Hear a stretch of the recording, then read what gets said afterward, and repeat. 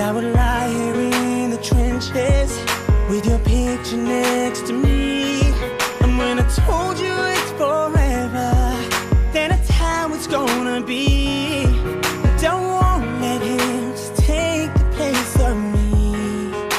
No, does he really know you like I know you? All the little things. Does he really love you like I love you? How can he compete if he makes me fight for you, die for you? Would he do the same? See, this is turning into way more than a game, and now it feels like soldiers in a war. None of us are backing down, and I will show you victory is mine before we leave this battleground.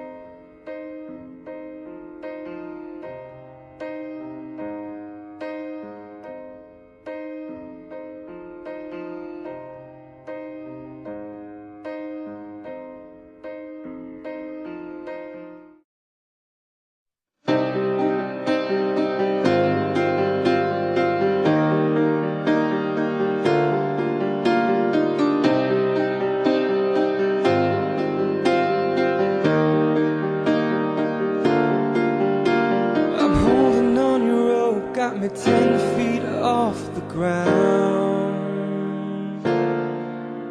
And I'm hearing what you say, but I just can't make a sound. You tell me that you need me, then you go and cut me down. But wait, you tell me that you're sorry, didn't think I'd turn around and say that it's too late to apologize. It's too late. I said it's too late to apologize. It's too late.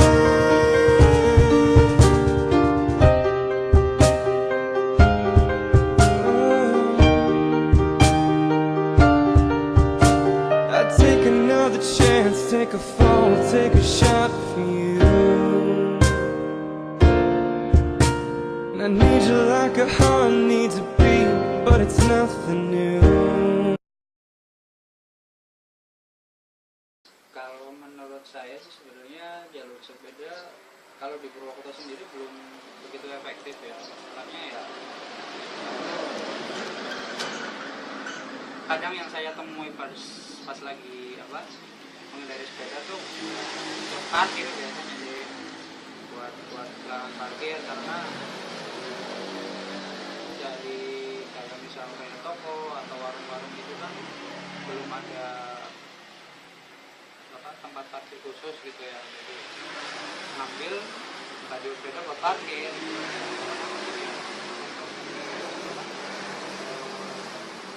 Tingkat penghargaan terhadap pengguna sepeda itu kayaknya belum begitu bagus di Purwokerto sendiri. Kadang yang saya sering jumpai biasanya kalau kita jalan di lajur sepeda juga masih tetap diklakson, terus minggir, walaupun kita masih jalan di jalan kita gitu, bukan di jalan mereka. Maksudnya mereka itu ya orang-orang pakai mobil atau pakai motor gitu. Jadi menurut saya sih belum begitu efektif ya. Masalah penerapannya jauh kan, jauh. Harusnya kan gini, tahu saya yang pernah di ilmu lalu lintas, kalau jalur sepeda itu kan jalur kendaraan yang bermotor, itu kan bisa dengan jalur yang bermotor. Contohnya ada trotoar. Kenapa ditinggikan? Karena memang pejalan kaki memang harus berpisah dengan yang kendaraan lain. Begitupun sepeda kan tidak bermotor, harus dipisah. pemisahannya salah satu contohnya median jalan.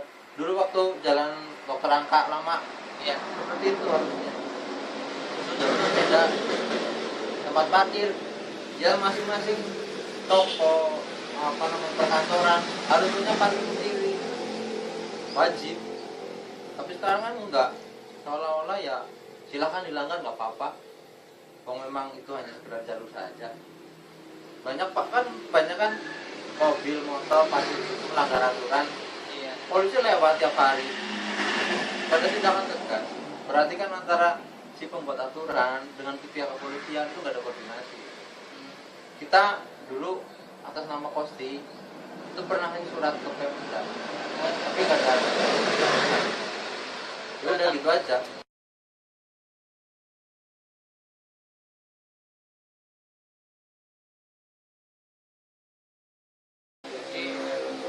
Paling ya itu ya kesadaran kita masing-masing. Misal saya sebagai pengguna sepeda, saya berjalan di jalur sepeda, dan mereka para pengguna kendaraan bermotor ya jalan di jalur mereka gitu, nggak usah harus ibaratnya ya kayak yang sering saya alami gitu ya.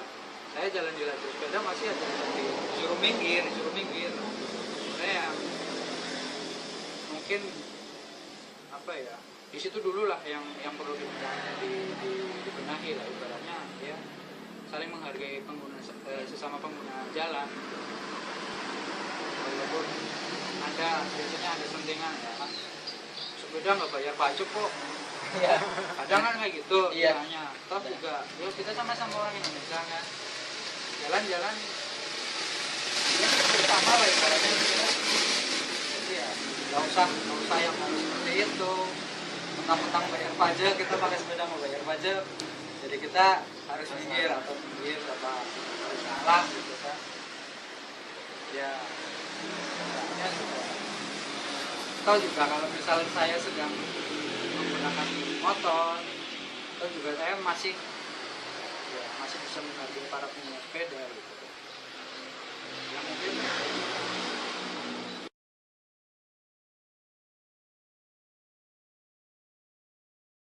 setiap orang yang mempunyai kegiatan usaha perdagangan pasti menyediakan lahan parkir. Dengan begitu pertumbuhan kendaraan bermotor itu nanti maksimal jalan itu masih bisa optimal, karena orang dikhawatirkan pertumbuhan jalan tinggi tapi tidak ada pelebaran jalan. Cuman pada prakteknya kan banyak kan jalan tapi banyak digunakan untuk sebagai parkir. Nah, inilah sebetulnya pada manajemen ke depan secara bertahap. Nah ini kan pelan-pelan badan jalan itu bisa dimaksimalkan untuk lalu lintas umum. Makanya salah satunya adalah juga perlu pesepeda itu juga mendapat fasilitas. Sekarang para pejalan kaki mereka sudah mendapat trotoar.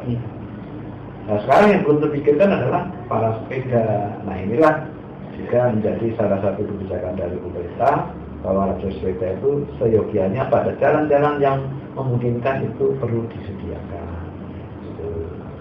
Ini sebagai satu bahwa semua hak pengguna jalan itu terwadah.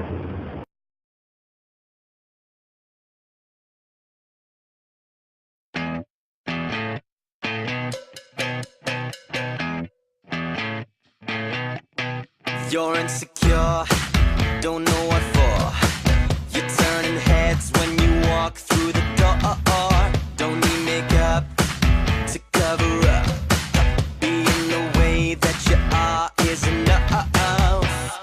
Everyone